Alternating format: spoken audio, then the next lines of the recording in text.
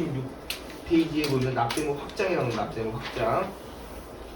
자, 납세무 확장.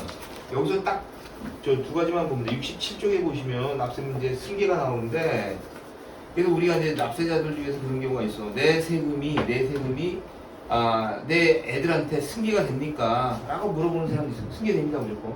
무조건 승계돼. 그럼 어떻게 승계됩니까? 절차가 없어.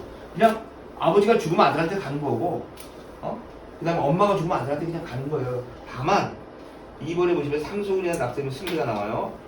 예, 이건 무조건적으로 이제 승계되는 건 아니고, 여기서 보면 뭐냐면 자산총액에서 부채총액, 여기 한도로 해서 상속세가 승계가 된다. 자, 근데 지난번에 대법원 판례가 하나 나온 게 있는데, 뭐가 나온 게 있냐면, 자, 할아버지가 있고 아버지가 있고 아들이 있어요. 할아버지가 죽어서 아버지한테 상속이 된 거야. 그러니까 아버지가 상속 포기를 했어. 그리고 나서 과세관청에서 결정하기 전에 아버지가 또 죽어버린 거야. 자, 이래서 할아버지 세금이 손자한테 넘어가느냐? 넘어간다. 왜? 승계규정이기 때문에. 그래서 단기 상속인 경우 그런 일이 벌어질 수가 있어요. 그래서 세무서에서 결정하기 전까지 우리 제척기간 나왔죠. 우리 지난번에 상속세 10년 15년 그 제척기간 내에 세무서에서 결정을 해야 된다고. 그러면 아버지에 대해서 더 이상 세금을 내지 않겠다라고 결정하기 전에 아버지가 돌아가셨어. 그래서 그 할아버지 세금이 손자한테 다시 넘어갔을 때 과연 납세금은 승계되냐 승계되지 않냐? 승계된다고 대부분 판결이 났어요. 그래서 굉장히 중요한 거니까 납세금은 그냥 승계된다 자동으로. 무슨 절차가 있냐? 없어요. 아버지가 죽으면 아들한테 그냥 넘어가는 걸 보면 되고. 자, 법인. 우리는 이제 이거는 말 볼 일이 별로 없다고. 근데 법인이 합병하는 경우에는 피합병 법인의 납세금은 그대로 승계된다. 이렇게만 보면 되고요. 자, 그 다음에 69쪽에 보면 연대납세금 나와요. 연대납세금. 자, 연대납세금은 별건 아니고 납세물자가 여러 명 있었을 때 한 사람에 대해서 행한 처분. 그러니까 이렇게 되겠죠. 납세물자가 여럿이야. A, B, C. 그러면 있었을 때, 자, 1억이 체납이 됐다면 세무서는 각각 고지한다고, 고지를. 어느 한 사람 같은 거 하는 게. 그래서 이 셋 중에서 어느 한 사람만 세금만 내면 다른 사람이 세금을 안 내게 되는 구조. 그러니까 연대문 납세는 딱 한 가지만 생각하면 돼요. 세금이 이렇게 부과가 됐었을 때 세 사람한테 각각 통지를 해야 된다. 연대 납세. 근데 이거는 원칙적인 얘기예요. 원칙적인 얘기. 이게 대표적인 건 뭐냐면 상속이에요. 상속. 옛날에는 상속세가 이렇게 나오잖아요. 그럼 세 명이라면 결국 3분의 1씩이잖아. 지금은 A, B, C한테 각각 3분의 1씩 고지를 해버린다고. 지금은. 옛날에는 A한테 그냥 다 고지를 해버렸다고 다. 그리고서 이게 만약 이 사람이 대표 상속이라고 가정한다면 그러면 A, B, C 세 명한테 다 고지를 해버려요. 그리고 만약에 B, C가 안 되면 A한테 세금을 다 내라 라고 얘기를 했는데 최근에는 그렇게 하지 않고 각각의 내야 될 부분에 대해서만 세금을 고지해요. 근데 문제는 뭐냐? 이 B하고 C가 안 냈을 때는 어떡할 거냐? 안 냈을 때는. 이때는 대표 상속인한테 납세 의무를 이행하라고 통지를 합니다. 그리고 얼마 전에 우리 맨날 오는 그 사장님이라고 있어요. 그분이 대표 상속인으로 신고를 했어. 그러다 보니까 이 사람한테 뭐냐? 너 세금 안 냈으니까 너를 고액 체납자 명단에 올리겠다. 통지가 왔어요. 근데 실질적으로 이 사람 목은 그렇게 크지가 않아. 다른 사람 거 포함해가지고. 그래서 만약에 세금은 원칙적으로는 연대납세금이라는 총액에 대해서 각각 고지하고 한 사람이 내면 다른 사람도 세금이 없어지고 그럼 낸 사람이 안 낸 사람은 구상권 행사하라 이거예요. 근데 그건 현실적으로 좀 불가능해서 지금은 이 금액에 대해서 각각 세금을 내야 될 부분만큼 각각 고지를 해줘요. 세무서에서. 자, 여기까지는 맞아. 근데 문제는 뭐냐? 이 사람들이 세금을 안 냈을 때 어떨 거냐? 안 냈을 때. 그때는 이 사람들 체납을 뜨는 게 아니라 이 사람 체납을 뜬다는 얘기예요. 그럼 고지하는 형태는 B, C 명의로 가는 게 아니라 A 명의로 가야 돼. 금액만 짝에서 보내는 거예요. 짝에서. 명의는 A가 되는 거예요. 그래서 그런 거다. 그래서 연대납세는 또 그렇게 요새는 그러고 있다. 그래서 상속이 이루어졌을 때 이런 식으로 처리한다. 근데 이게 있어요. 공동사업자.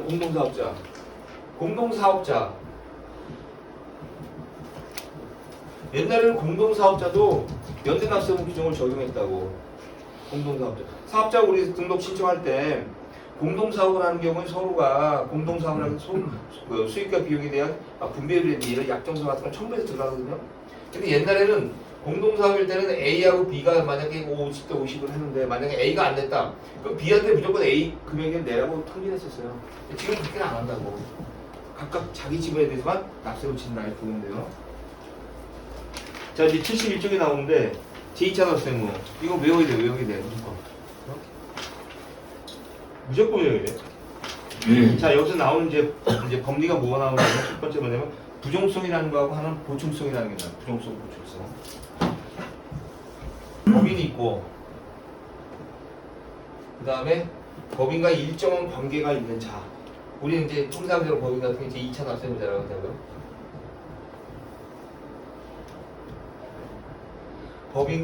법인과 특수한 관계 있는 사람을 2차적으로 납세무를 부여하니까 제2차 납세무자라고 하는데 이걸 주된 납세무자라고 해요. 주된 납세무자.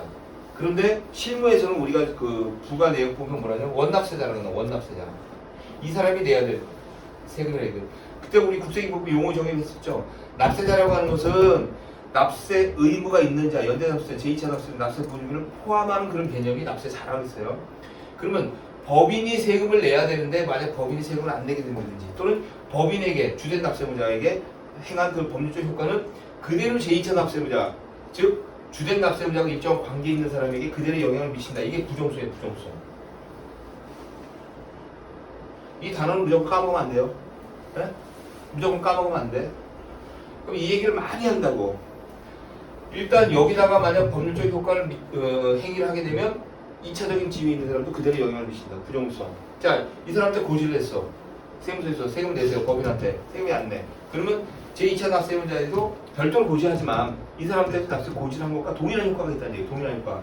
자, 그 다음에 1억이 체납이 됐는데 5천만 원을 내고 5천만 원이 만약 체납이 됐다면 그럼 제2차 납세무도 마찬가지로 5천만 원만 체납이 되는 그런 효과가 있다. 여기다 독촉장을 보냈어. 그럼 여기도 마찬가지로 독촉장을 보내는 효과 동일하게 미친다. 동일하게 미친다. 그래서 이게 뭐라뇨? 부종성이란 말로 표현해. 부종성.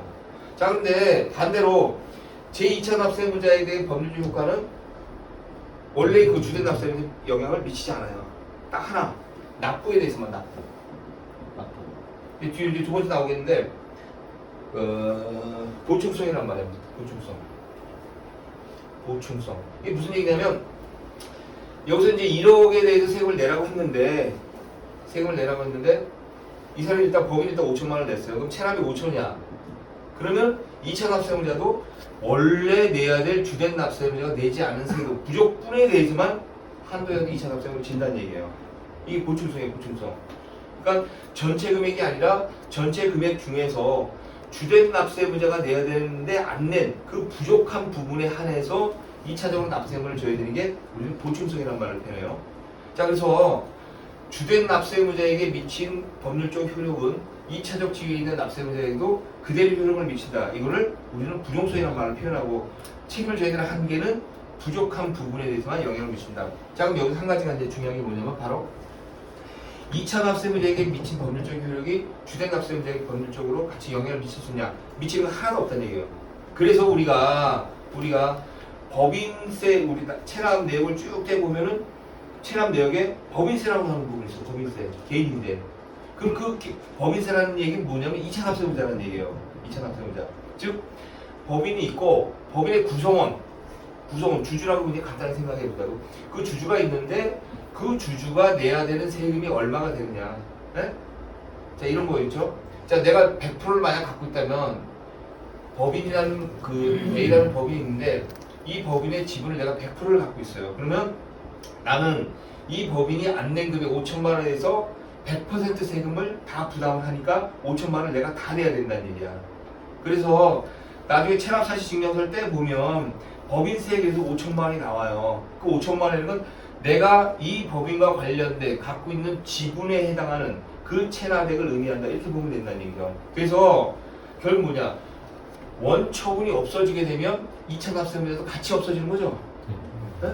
그래서 부정성에 따라 가지고 내가 체납사실증명을 떼봤더니 체납액이 쭉 나와요. 거기 보면 법인세도 있고 부가세도 있고 모두 쭉 나와. 자, 근데 법인과 관련된 법인세 또는 법인과 관련된 부가가치세가 얼마가 있었을 때 이 금액을 없애기 위해서는 내 세금이 없어져야지 되는 것이 아니라 법인에 대한 원처분이 없어져야지만 내가 체납되어 있는 법인과 관련된 세금도 없어진다는 얘기예요. 그게 바로 부정성이라 이거 부정성. 그래서 간혹가다 여러분들 이제 상담하다고 이렇게 나와요. 분명히 있어. 우리 이게 아버지가 하던 건데 형제가 이만큼이다. 체납액이 얼마인데 내 지분은 얼마니까. 근데 내가 원하는 건 내 것만 없애주라고 그러는데 내 것만. 왜 네 것만 없애냐 그러면 형이 꼴보기 싫다 이거야. 형하고 형수가. 그러니까 그 사람들하고 관여하지 말고 내 것만 없애달라고 하는 사람도 있어요. 그러니까 아버지가 A가 있고 형제가 이렇게 B, C, D. 자 1억이라고 했었을 때 각각 3분의 1씩 해. 3분의 1씩. 3분의 1씩. 자 이랬을 때 와가지고 그런 얘기 한다고. 나는 내 세금만 없애면 되지 형들 세금은 관심도 없다. 왜 관심 없냐? 내 꼴보기 싫으니까 나 내 것만 없애주세요. 자, 내 것만 없앨 수가 있나 이거야? 못 없앤다 이거 원칙적으로. 왜? 이 원처분 1억이 없어져야지만 그에 해당하는 내 금액도 같이 없어지는 거지. 내 것만 별도로 없앨 수 있는 방법은 없다 이거. 딱 한 가지 있어 한 가지. 이게 뭐냐? 우리가 부정성에 따라 가지고 원처분 없애지만 다 같이 없어지는 건데 간혹가다 이런 경우가 있어요. 세무서에서 B라는 사람한테 제2차 납세 의무자 통지를 보내요. 제2차 통지. 당신은 A 법인의 제2차 납세 의무자로 지정됐으니까 당신에 해당하는 금액 얼마 세금을 내세요라고 통지를 보낸다고. 자, 그때 그 통지를 만약 못 받았을 때 내가 제2차 납세 의무자인데 제2차 납세 지정 통지서를 못 받았을 때 그때는 요 내 세금만 없앨 수가 있어요. 근데 요거를 빼놓고는 절대적으로 그 내 것만 별도로 세금을 없앨 수가 없다. 왜? 부정성 때문에. 그래서 요 나중에 이제 쭉 얘기하다 보면 납세자 어린이들이 와서 그런 얘기를 한다고. 내 것만 없애요. 내 것만 없앨 수 있는 방법은 없다. 없다. 단 하나. 당신만 없앨 수 있는 건 오로지 뭐냐? 제2차 납세자 지정 통지서를 받았느냐 받지 못했느냐 요거 하나만 갖고 따질 수가 있어요. 요거. 그 나머지는 못해. 그럼 결국 뭐냐? 원처분을 없애야지만 제2차 납세자가 없어진다. 이건 딱 이건 기억하고 있어야 돼. 이거 뭐냐 그럼? 네, 부정성이에요. 부정성. 그래서 나중에 뭐 판례를 쭉 따져보면 부정성이라는 말이 굉장히 많이 나와. 그 얘기는 바로 이런 얘기예요. 그래서 2차 납세문은 72쪽에 보면 청산인 등에 2차 납세문 나오는데 이거는 뭐 안 나와. 거의 없으니까 이건 뭐 볼 필요 없고 제목 정도는 뭐고. 자 출자자의 제2차 납세문 이거 꼭 봐야 돼. 출자자.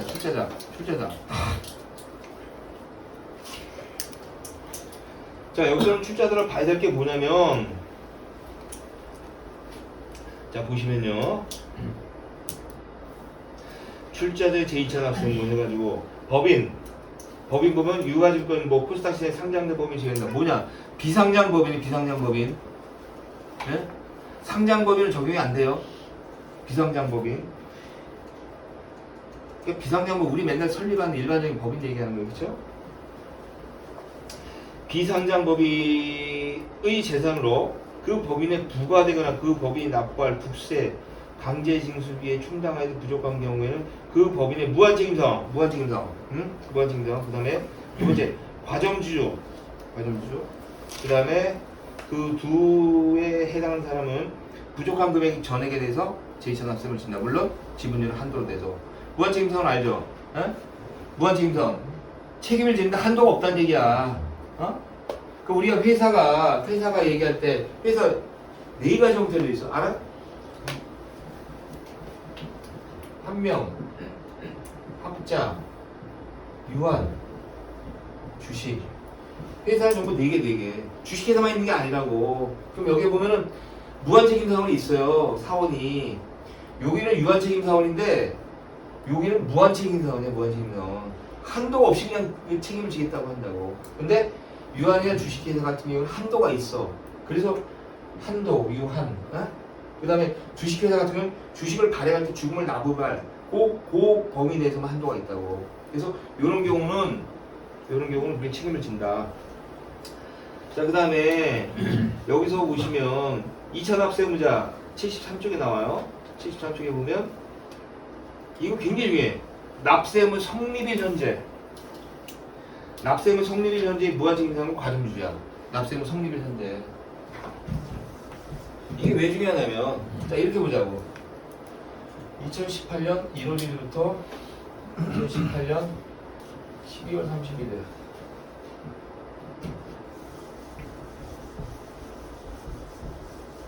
자, 요 4학년도에 내가 과점주주였어, 과점주주. 응? 근데 지금 2021년이야. 2021년 지금 4월달이라고 가정해보자. 4월 30일이라고. 요 시점에서 보니까 우리 회사가 망가질 것 같아. 예? 그럼 어떻게 될 것 같아? 야, 아무래도 내가 주식을 빨리 정리를 해야 될 것 같아. 그런 사람들 많아요, 보면. 자, 그럼 주식을 여기서 양도를 하려고 그래. 양도. 그러면은 사람들은 어떻게 생각하냐? 내가 주식을 양도하면 요 시점부터 내가 과점주에서 벗어난다고 생각해요. 과점주에서 벗어난다. 그래서 요 시점 이후에 세금이 나오면 나한테 세금이 아니겠지 라고들 판단해요. 근데 우리 세금 보험서 나오면 어떻게 해? 제일 먼저 나오는 게 귀속연도가 나오고 귀속연도. 자 그러면은 자 2018년도에 개업을 해서 내가 이거 과점주였어요. 그럼 여기 뭐라고 했어? 납세무 성립일 현재야. 납세무 성립일 현재. 그럼 2018년 1월부터 2012년 12월 31일까지 법인 내 사업을 했다고 가정한다면 납세무 성립 시점, 요 시점에 내가 과점주주냐 아니냐를 판단하는 거지. 주식을 양도한 시점에서 그 이후에 발생하는 과점주주는 안 따진다는 얘기예요. 네? 이거 굉장히 중요한 겁니다. 납세자들이 와서 분명히 얘기해. 자, 예를 들어서 컨설팅을 많이 해줄 때 자, 내가 이렇게 사업이 어려운 것 같아서 아니면 주식을 분산을 시키든지 아니면 매각을 해야든지 해야 될 것 같습니다. 왜 그렇습니까? 라고 물어보면 내가 우리 회사 과점주주입니다. 근데 내가 이거를 처분하지 않으면 나중에 나한테 제2차 상세금을 부여하지 않겠습니까?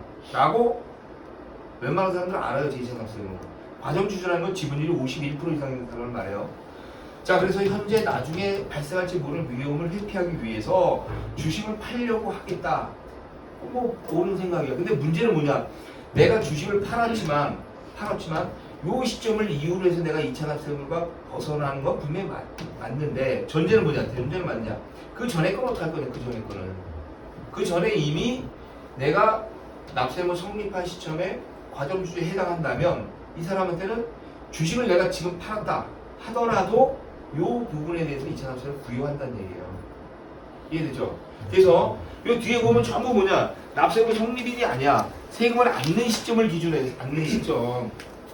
그러니까 세금을 이때마다 고지가 됐다 하더라도 세금을 이때 고지가 됐다 하더라도 이 시점부터 내가 과점주주는 아니잖아. 그러니까 내가 납세금을 책임져야 될 그런 의무가 없는 것이 아니라 고지는 비록 이렇게 됐다 하더라도 그 고지가 된 귀속연도가 언제냐? 귀속연도 18년도하고 2019년도 그 시점에 내가 과점주주였다고 한다면 나는 제2차 납세금을 줘야 된다 이거예요. 네? 그래서 나중에 자료 쭉 판단해 볼 때 2차 납세금에 해당합니까? 해당하지 않습니까? 라고 물어보는 사람이 굉장히 많아. 이걸 불복을 들어가야 됩니까? 불복을 들어가지 말아야 됩니까? 그럴 때 판단 기준은 뭐야? 주식은 내가 이때 팔았지만 나는 이 시점에는 과점주주가 해당이 맞고 그리고 설사 이 시점 이후에 주식을 팔았다 하더라도 고지서를 보니까 귀속연도가 딱 나와. 2018년도 19년도 귀속분. 그럼 나는 2차 납세금 못 받아 나온다는 얘기지. 네? 그래서 이건 굉장히 중요해요. 혹시라도 뭐 주식 팔았는데 그 위에 세금 나왔어요. 그럼 당시 2차 납세금이 아닌다라고 얘기하면 큰일 나요, 그거. 응? 이거 굉장히 중요한 거야. 자, 그래서 거기 보시면 과점주주 나오는데 자, 주주 일명과 그 특수관계에서 그들의 주식 합계가 해당 법인에 이렇게 쭉 나와. 그쵸? 특수관계냐, 특수관계. 자, 넘겨보시면 74쪽에 특수관계이 나와. 특수관계. 자, 이 범위 정도는 알고 있어야 돼요. 자, 여기서 한 가지를 여기서 꼭 까먹으면 안 되는 게 뭐냐? 74 첫 번째 친족관계. 거기 동글 빼기 3번에 보면 배우자 나오죠? 거기 보면 뭐라고 했어? 사실상 혼인관계에 있는 자를 포함한다. 이게 나왔죠. 그러니까 이게 왜 중요하냐면 이렇게 보면 돼. 내가 40% 갖고 있어, 집은. 내가 40%. 그 다음에 B라는 여자가 있는데 나랑 사실관계, 동거를 하고 있어. 혼인신고는 안 돼 있어요. 근데 그 여자가 20% 갖고 있어. 그럼 과점주주 아니냐 이거. 과점주주라 이거 과점주주. 그러니까 둘이 혼인을 안 했어. 혼인을 안 했는데 주민등록을 이렇게 딱 그 등본을 떼보니까 이 여자하고 나하고 같이 같은 주소에 돼 있어. 같은 주소에. 또는 이 여자하고 나하고 지금 같은 주소에 되어 있지 않지만 나중에 보니까 같이 살고 있는 게 확인이 되는 경우도 있어요. 이번에 우리 조사를 하는데 그게 하나 나왔어. 뭐가 나왔냐면 A하고 B하고 둘이 살아. A하고 B하고 결혼식도 올려서 지금 같이 살고 있는데 문제는 뭐냐? 혼인신고는 안 돼 있어요. 그 주소도 다르게 돼 있어. 주소도 달라. A 주소하고 B 주소하고 달라. 또 어떻게 걸렸냐? A가 사는 아파트에 차량을 둘이 같이 살고 있으면 차량을 등록을 해야 되는데 A하고 B가 각각 차가 있어요. 두 대야. 같은 관리사무소에서 A, B를 같이 차를 우리는 호수에 두 대가 있습니다 하고 신고를 한 거야. 신고를. 그리고 거기다 뭐라고 했냐? 부부라고 딱 써놓은 거야. 그럼 누가 보다 뭘 묻고 왔냐? 뭘 묻고 왔냐? 근데 세무서애들이 와서 이걸 찾았더라고. 찾다 보니까 뭐야? 사실관계 아니야 그래. 실질적으로 주소는 따로 놓고 혼인신고는 안 돼 있으니까 외관상으로 볼 때는 각각의 별개인 사람으로 보이는데 알고 봤더니 한 아파트에서 살고 있더라. 그럼 어떻게 알았냐? 무슨 카드야? 주민카드인가? 뭐 이렇게 카드상에 차량을 두 대를 우리는 쓰고 있고 그 다음에 차량 번호는 이렇게 되고 관계는 부부입니다 이렇게 써놨다고. 그걸 증거를 딱 제출한 거야. 그랬을 때 뭐야? 여기 사실상의 혼인관계에 있는 자에 해당한다 이거. 그랬을 때는 제2차납세에 해당한다는 얘기예요. 그래서 A가 40, B가 만약에 20%였을 때 60%니까 51% 넘어가잖아.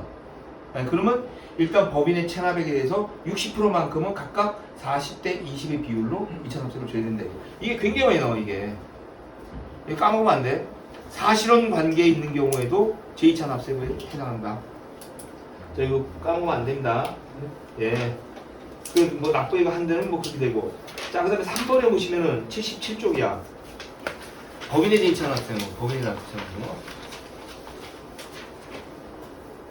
자, 이건 반대야, 반대. A가 법인이고, B가 주주야. 자, 근데 주주가 체납자야, 주주가. 주주가 체납자인데, 보니까 세무서에서는 다른 게 하나도 없어. 이 사람 재산 줘야 된다. 그러니까 뭐야? A 법인한테, 야, 차라리 너네가 있지. 이 B 개인 주주의 체납액을 세금을 내줘라 이거야. 세금을 내줘라.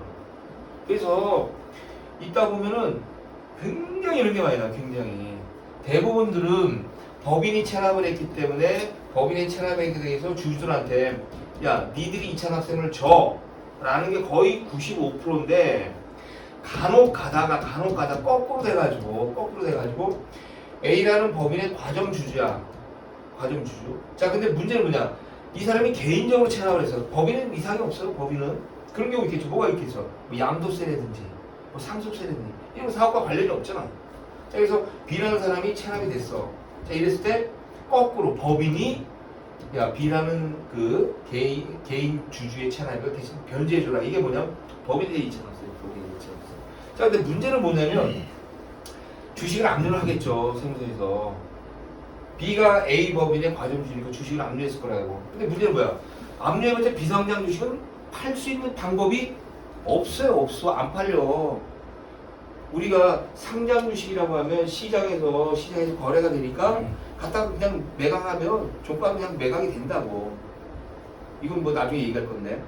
그 다음에 출자증권도 공매하면 다 매각이 돼.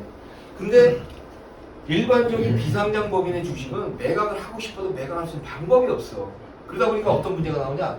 그냥 압류한 날로 계속 20년, 30년 흘러오는 게 굉장히 많더라고요. 그때는 어떻게 하냐?